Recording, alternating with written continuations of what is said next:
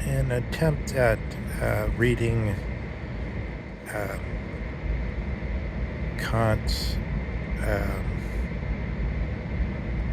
primary, I was going to say primary political idea, um, but I'll say his primary, let's say, Sittlichkeit idea, just to be a little more vague. The reason being because the word political means something so different from the word politia, or which is the word the customary translation, the Republic of Plato, comes from. That the connection between it and between politics and the philosophy of Kant seems strange to posit almost here, and it needs to require some explanation. But hopefully we'll cast some light on that. And suggest what these interpretations that might be admitted are. So let's look at the current events.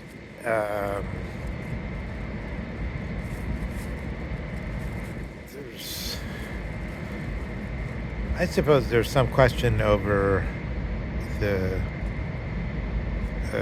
motive of liberalism taken as something like in the context of Sam Moyn's Cold War liberalism theme. And Cold War liberals, Isaiah Berlin being one of them, Judith Sklar being another, others are your later essay, Liberalism of Fear. Liberalism as something that's somehow represented by some people that thought about it and had a position about it and so on. Well, let's ask how much we could link that to Immanuel Kant's and look at Kant in the form of one of his popular work. His works meant for a larger audience rather than a technical philosophic audience. The Cosmopolitan Intent essay. And let's examine the title to get the sense of a few sort of to get some orientation on sort of like how he's thinking. So in the translation, one translation is idea for a universal history with a cosmopolitan purpose, or intent, I think is kind of nicer. Idee zu einer allgemeinen Geschichte in weltbürgerlicher Absicht.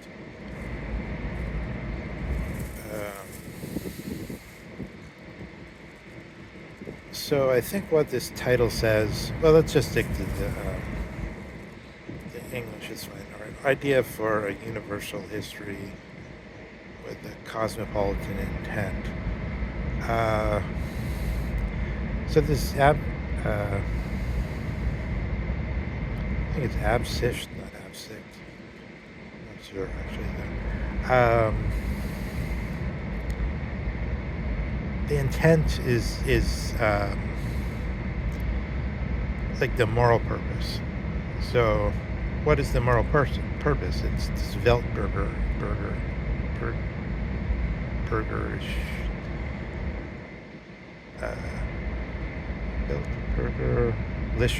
Weltbürgerlicher. But let's just so the cosmopolitan, I guess, that's translated. But we could also say globalist, sort of, just to bring it into current language, current vernacular, or I don't know, the way the media talks. And the critics of the media, I think, responded with the same mark to the globalist, the Atlanticist, the Party of Davos is against the Party of Porto Alegre, and Wallerstein's phrase. But Kant uses the phrase Weltbürger, so literally world, that's just our English word world, different letters, different translations, pretty close. And Bürger uh, is a citizen, city dweller. Um, Although it's sort of once you try to ask all these citizen, even some French term would be better for it, or Latin term, or what gives it in which situation do we really derive the exact sense of what a burger is. And I think of the phrase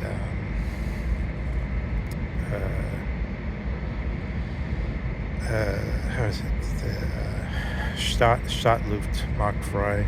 So once you have the city air makes free, the saying that it was all throughout the Middle Ages now. You're no longer on the farm, you're in the city, you could have entered the corporation system of the guilds. Stadtluft macht frei. And this is sort of entered this burger citizen domain. I think that's a one attempt to say sort of how does a citizen get its meaning in Kant's time, I guess. Again, that's a little bit tough because you have Prussia where you have weighted vote at least, but you also have in a hard way the younger class, what the House of Hohenzollern or something up above that. And you have some professors, some members of the Liberal Party who are all basically trying to, it sounds counterintuitive to people, but they're basically trying to impose scientific neutrality of the kind that sort of in a reactionary way Max Weber tried to impose way after it was already the floodgates had loosed and people could no longer believe in it. This notion of neutrality. The professors would say, this man wrote a history book, but it's biased in favor of Trump or whatever. It's too Trumpian, or it's because you could tell right away with the history. But look at that, those horrible people, David Graeber and the other guy. I think he's also named David. You could tell they're extremely conscious about their progressivist bias, right? In the same way, this was already known in the 19th century. So then the liberal professors, what they would do is they would keep saying, but we have to be neutral. There must be a neutral history, and they would therefore use this disenchapter scientific principle as a way to get what they actually wanted anyway, which was to not have history that was written in a way that was overtly the support of the House of Hohenzollern. And so then they started promoting scientific neutrality, but it's a specific tact with a specific peculiar flavor to it, differing from another practice. But anyway, so in that kind of environment, Kant is talking about the cosmopolitan, or more accurately, the Weltbürgers. And in connection to that, he's talking about this allgemeine Geschichte, or this world history, or universal history.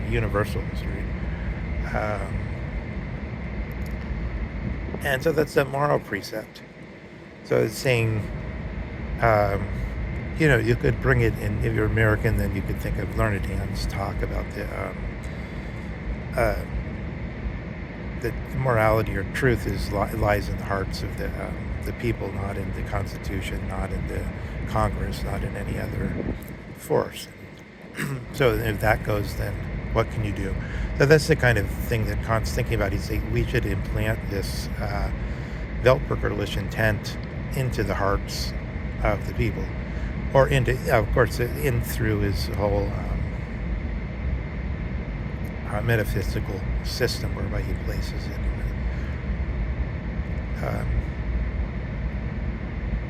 Extremely exact system. but I'm just saying it more vernacularly. Um, so, to what extent is this Weltbürgerlich intent or morality active in the current situation? I think of, you know, this original idea, the thasocratic force of that Plato deals with in the Politeia or in the Republic, where he's saying here you have the forces of the old forces that Karl Popper speaks out against, the feudal forces, the farms, the state people, and then you have these new guys like the wealthy general, the most wealthy man in Athens, who's mentioned in the Nicias, named after victory, but who's connected to, I think he has silver mines or something, but maybe the silver had to be shipped abroad. But anyway, he's connected to the commercial, thasocratic, seafaring commercial empire, rather than the other side, which is the more land-based conservative empire. But I'm just saying that this kind of connection between keeping the sea lanes open, Atlantis' group seems to that's one orientation towards it, and then it doesn't. Then you have to ask, but how is it that we also have this second thing, the Weltbürgerlich intent, the Weltbürger morality, which seems in itself to have nothing to do with commercial affairs whatsoever? Why should it have anything to do with commercial affairs? This is Prussian idealism is in play. What does it have to do with commercial affairs? I mean, Kant said literally, if something ought to be is das Sollen, it must be possible. Therefore, this is because we discovered the principle through through the maxim, and then we know that it's true, and that it can't. And because we know that it's this mathematical formula, so to speak, a moral formula.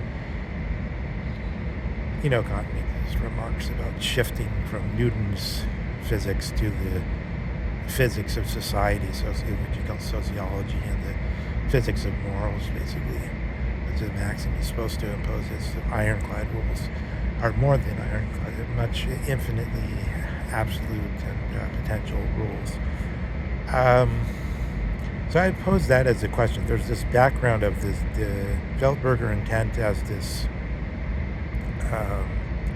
objectively ideal force, which Dugin himself disavows and pretends not to notice is in play with the West.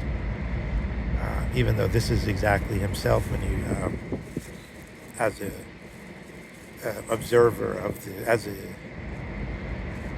a witness to the power of the idea, this is what he wants to awaken in so many Dasein, but nonetheless he ignores this factor in his enemy. So you could then say in a Nietzschean sense that this factor is Husserl said,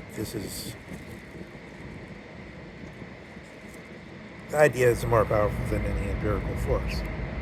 But of course that's simple, because empirically you need to feed everybody. You need a physical food, calories, heat, to keep everybody moving. But the idea you could have one idea and is spread it to billions of bodies, very simply. So it's more powerful than any empirical force. How that works in the Dasein then, again, is isn't straightforward, and it's very easy to see cogent examples that will change the way one would be thinking about it if one had the education of an American circa 20 years ago. Maybe the situation's somewhat different now because the internet has brought in so much discussion, so much jiggling of the basic, this notion of the basic and the some whatever else. Um,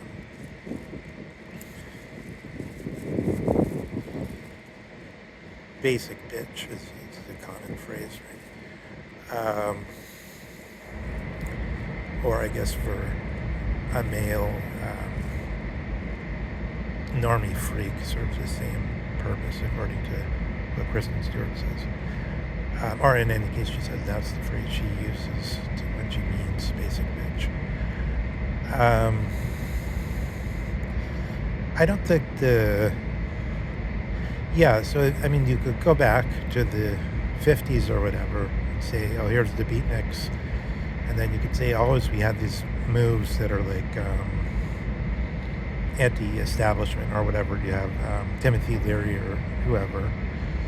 And he says, but we have to break up, or it's quasi sort of, you have to break out of the cave. You have to drop out, quote unquote. Although he himself was some kind of elite academic.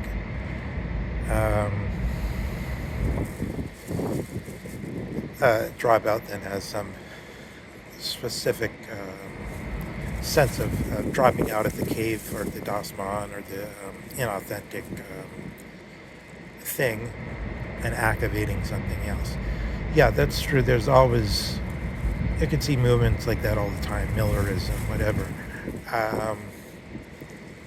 But I wonder if the basic, non-basic, and the normie freak, non-normie freak, as a part of the sort of youth culture, as a part of the most common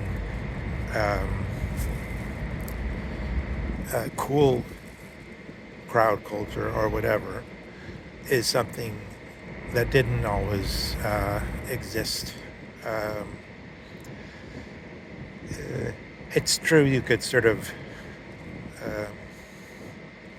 it's true that's hard to get. It's hard for me to gauge what maybe it did. I don't know. It's hard to gauge the details of that.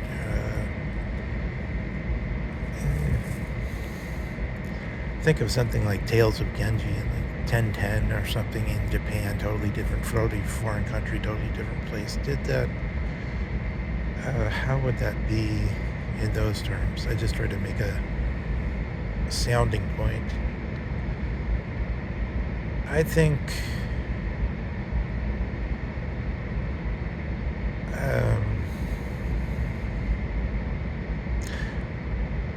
what was, I guess it actually, in a way, I think they would have, largely the fashionable people would have not been too cared that much about the past.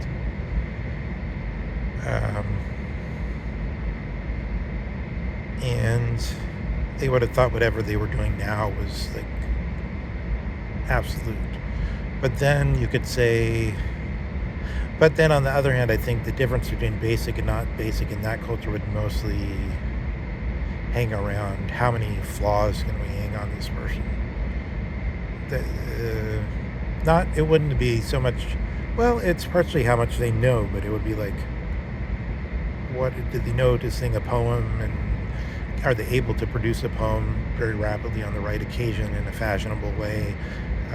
Did their parents come from the countryside, or did they come from the city? Now, it's very hard for me to gauge how much something like the cave, like a movement between cave and non-cave, between some inherited received tradition and non-received tradition is active in a given time. Even you say that in Egypt lasted so long the same ways, but the sensitivity to the fineness of the pharaonic Egypt's epochs is hard to be sure that one has from such a great distance and without being a great specialist in the fine details.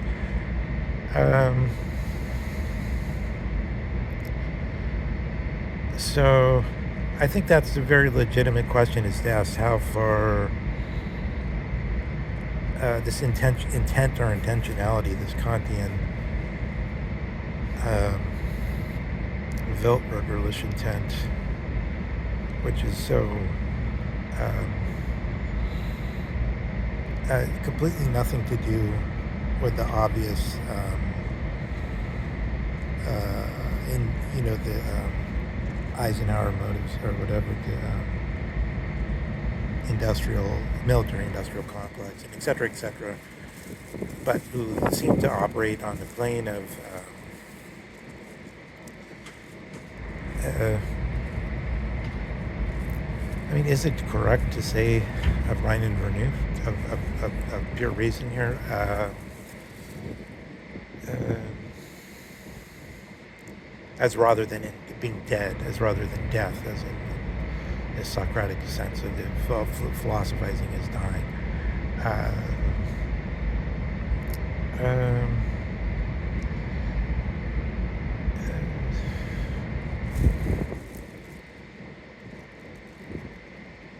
I don't know. I can't parse exactly how to think about the pure reason at this second. I think like the result of the maxim in a way is itself like something. It's sort of like a synthetic a priori in a certain sense. It's sort of like something that must be for morality to be, and is playing into experience all the time for Kant. Uh, but in any case, so far as something like that is in the culture, then yeah, it's a difficulty. I mean, that's obviously the case that the Fukuyama was originally trying to make, right? It was, even though he put it mostly in empirical terms of whether we could judge that a democratic society and the vote was possible in a certain area or whatever. And then it obviously had some connection to the sea lane stuff and to the certain commercial way of life.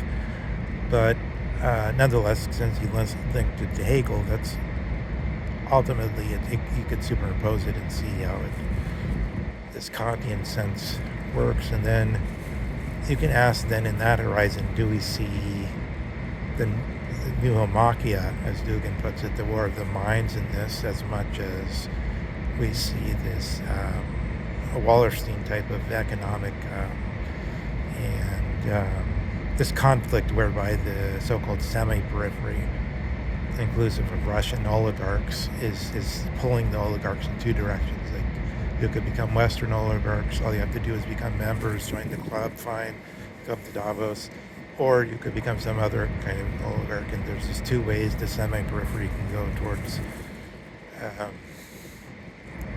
the core, or in some other direction.